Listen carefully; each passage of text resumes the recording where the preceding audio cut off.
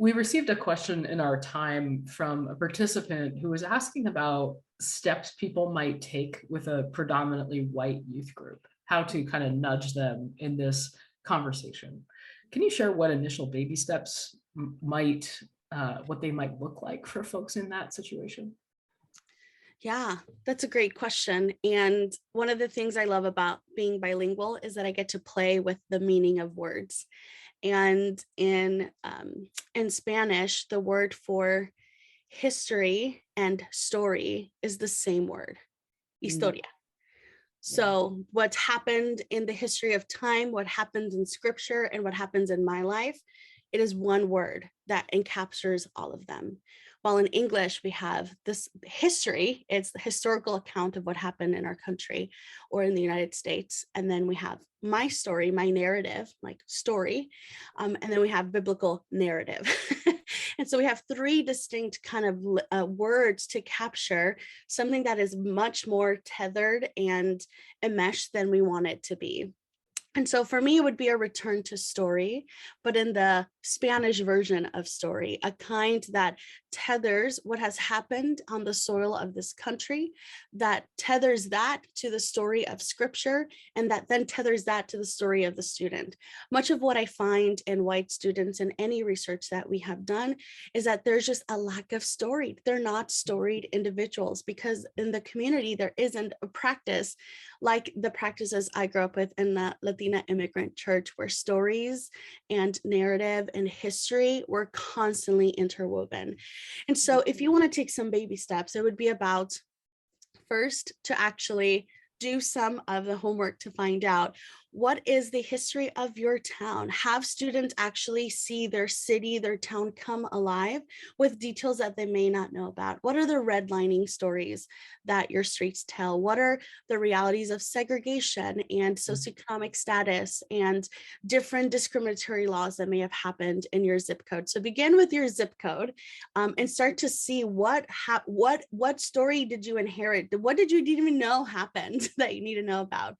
And it's also a return to our biblical narrative with lenses that would actually see things from a different perspective. So for example, there was a season in our youth group with what I did was that I parsed out all the biblical stories about movements.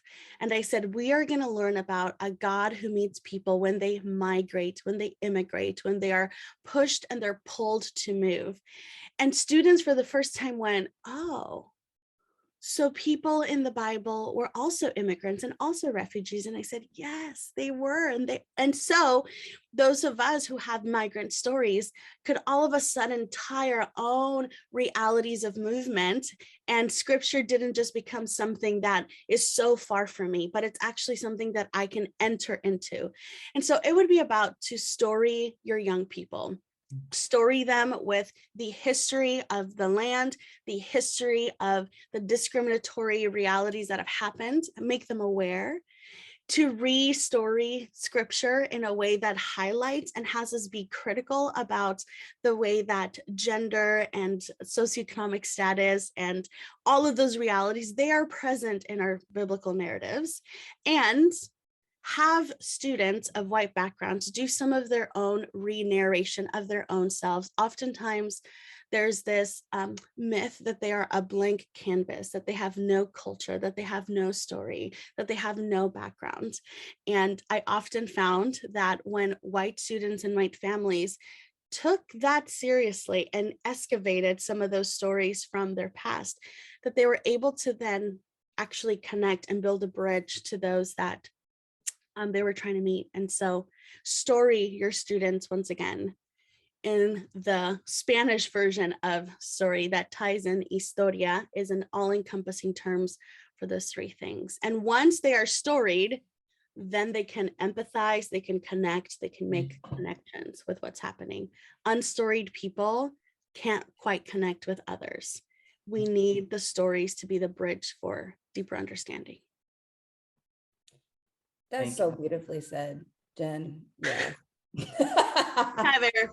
Yeah. High five. So well said. And just to add on to all the amazing things that Jen just said, I always love to try to, as a chef, I love to incorporate food into whatever is possible, because I think during table fellowship, like magic happens. And just to add on, like I said, to what Jen said, just really getting families involved, like within your youth group, incorporating parents and saying, you should go home and talk with your family, your elders, about your history, about your story, what they experienced, because I really don't feel like we utilize our elders enough, and our grandparents and our aunts and uncles, just seeing about their family experience and about their history, and incorporating food in that, even learning about whatever particular culture or background that our white students have. What foods do you like to cook? Like, what does your family love to cook all the time? What are the cultural dishes that you have? And then even bringing that to the youth group and having the kids talk about it together, and everyone sharing a meal together, but also talking about what they learned from their own families, and seeing how much everyone has in common, or doesn't. I think that's the beauty of it. Yeah. But I think incorporating food into story is also so important. So I just Yeah. wanted to add a little food to that. Yes. Yeah, a little flavor. Yeah, exactly. Right.